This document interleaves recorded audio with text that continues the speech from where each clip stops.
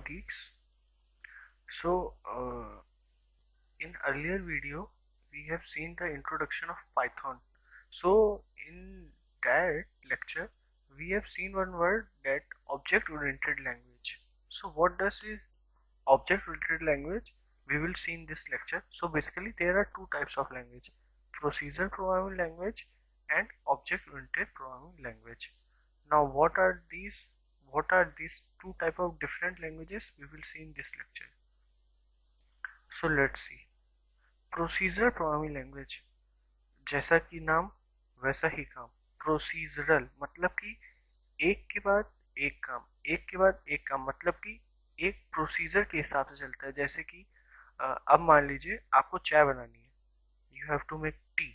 So what you will do, हम लोग सबसे पहले पानी लेंगे, फिर दूध लेंगे, फिर चाय पत्ती डाल. मतलब कि चाय बनाने के लिए भी एक अपना प्रोसीजर है, उसको हम फॉलो करेंगे तभी चाय बनेगी. बस बिल्कुल सेम ऐसे ही प्रोसीजर हमारे प्रोग्राम में होता है, जो कि यूज होता है किसके लिए, किसके साथ, फंक्शन के साथ. तो फंक्शन हमें हेल्प करता है एक प्रोसीजर से दूसरे प्रोसीजर में जाने के लिए. So procedural programming is a list or a set of instructions telling a computer that what to do step by step and how to perform from the first code to the second code. मतलब कि एक जगह से programme को दूसरी जगह ले जाने के लिए.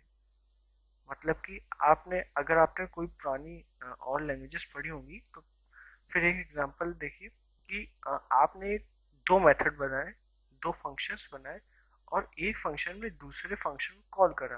तो जैसे ही वो लाइन एग्जीक्यूट होएगी, उसका एग्जीक्यूशन उस लाइन से हट के वहां चला जाएगा जहां पे वो फंक्शन की डेफिनेशन है.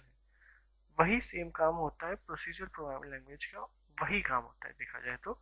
जैसे कि हमारे पास सी है, procedural programming language. So procedural programming language follow linear top to down, ऊपर से नीचे ये अप्रोच फॉलो करता है. जैसे कि एक प्रोग्राम है hash include stdio.h int main printf hello world. तो हमारा प्रोग्राम एग्जीक्यूट कहाँ से होगा, मेन फंक्शन से. मतलब कि जब प्रोग्राम एग्जीक्यूट होगा तो उसको प्रोसीजर टॉप टू डाउन बता दिया गया कि मतलब जैसे ही फर्स्ट लाइन आएगी, ठीक है, प्री प्रोसेसर से ये लो, ठीक है. Now next is our int main. अब जैसे ही इंट मेन मतलब कि ये मेरा एक फंक्शन है, ये प्रोसीजर बता रहा है कि अब करोगे क्या. कंपाइलर को, इंटरप्रेटर को बता रहा है कि अब क्या करना है. उसके अंदर उसके स्टेटमेंट्स है. प्रिंट भी एक फंक्शन है, तो क्या कर देगा, प्रिंट हेलो वर्ल्ड. ये होता है procedure programming language. Now the main topic is object oriented programming language. तो ऑब्जेक्ट ओरिएंटेड प्रोग्रामिंग लैंग्वेज होता क्या है. ऑब्जेक्ट ओरिएंटेड प्रोग्रामिंग लैंग्वेज में कोई भी वेरिएबल, कीवर्ड, टोकन, लिटरल्स, एक word object oriented programming language में हर एक चीज हमारे oops means object oriented programming language. Oops में एक ऑब्जेक्ट की तरह ट्रीट होगी रेदर देन कोई प्रोसीजर, कोई फंक्शन या फिर कोई वेरिएबल के. तो ऊप्स हमको बहुत सारी फैसिलिटीज देती है, जिसके साथ कि हम ऊप्स को प्रिफर करते हैं ज़्यादा as compare to procedural programming language. अब ऊप्स में हमें फैसिलिटीज क्या मिलती हैं. We will create our own data structure. हम ऊप्स में अपना खुद का डेटा स्ट्रक्चर बना सकते हैं जिसका नाम है क्लास, और उसको यूज करने के लिए हम ऑब्जेक्ट्स बनाते हैं. क्लास में होता क्या है, melding of data and procedures. Class में क्या होता है कि हमारे बहुत सारे वेरिएबल्स होते हैं. क्लास में क्या होता है कि हमारे बहुत सारे वेरिएबल्स होते हैं और वेरिएबल्स के साथ मेथड्स होते हैं. मेथड्स यानी कि फंक्शंस, प्रोसीजर्स भी बहुत सारे मैनिपुलेटेड होते हैं.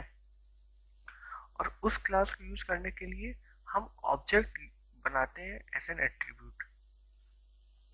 सो ऑब्जेक्ट ओरिएंटेड प्रोग्रामिंग लैंग्वेज बहुत सारी है, जैसे कि C plus plus, Java, Python. एक ही एग्जांपल है जावा का, अगर आपने जावा पढ़ी होगी तो फिर ये आपको इसलिए समझ में आ जाएगा। एक हमने क्लास बनाई, क्लास काउ, उसमें दो वेरिएबल्स है मेरे, स्ट्रिंग नेम और स्ट्रिंग एज। अब ये मेरे दो वेरिएबल्स हो गए और ये एक मेरा मेथड हो गया, प्रोसीजर हो गया, फंक्शन हो गया, जो कि है move. Now what this function do, ये फंक्शन क्या करेगा, सिर्फ प्रिंट करेगा काउ सेज मूव। अब ये जो काउ डेटा स्ट्रक्चर है, ये हमने खुद अपनी फैसिलिटी के हिसाब से हमने इस क्लास को डिजाइन किया है। यही facility object oriented programming language की होती है, जो कि ज़्यादा प्रेफरेंस देती है as compare to other languages which do not follow OOPs. So अब हम क्या करेंगे, इस क्लास का ये जो हमने डेटा स्ट्रक्चर बनाया है, इसका मेन फंक्शन में जाएंगे और मेन फंक्शन में इस क्लास को यूज करने के लिए एक ऑब्जेक्ट बनाएंगे। तो हमने जैसे कि ऑब्जेक्ट बनाया cow मूडाइन is equals to new cow. Now what's the object? This, it is treated as an object. Use the members or methods of the class cow. So this is how object oriented programming language binded up in some few slides. In later on, after the data structures like list, tuple, dictionary set, we will thoroughly see the all the practical examples of OOPS. Thank you.